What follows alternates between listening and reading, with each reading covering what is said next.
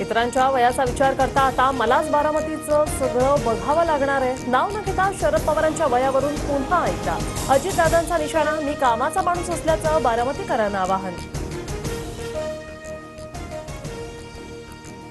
शरद पवारांनी मुलासारखा पुतण्या सोडून नातवाकडे लक्ष दिल्याची अजित पवारांची टीका।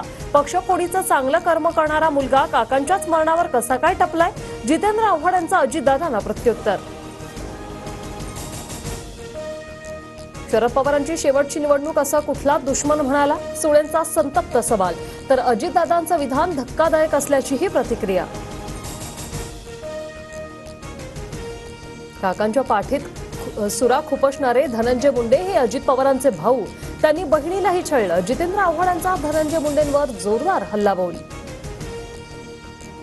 पक्ष निर्माण करायला अक्कल लागते, पण पक्ष फोडायला अक्कल लागत नाही। पवारांची फडणवीसांवर बोचरी टीका। पालघरमध्ये सभेला जाताना मुख्यमंत्री शिंदेंच्या बॅगेची निवडणूक अधिकाऱ्यांकडून तपासणी। फक्त कपडे आहेत, युरिन पॉट देखील नाही। शिंदेंचा ठाकरेंना टोला। गडकरी आणि फडणवीसांच्याही बॅगेची अधिकाऱ्यांकडून तपासणी। केवळ संविधान हाती घेऊन उपयोग नाही, संवैधानिक व्यवस्थाही पाळाव्या लागतात। भाजपचं ट्विट करत विरोधकांना उत्तर। आव्हान मर्दानी द्यायचं असतं, हे आव्हान देणारे बोलघेवडे कोण? कणकवलीतील सभेतून उद्धव ठाकरे यांची राणे पिता पुत्रांवर टीका।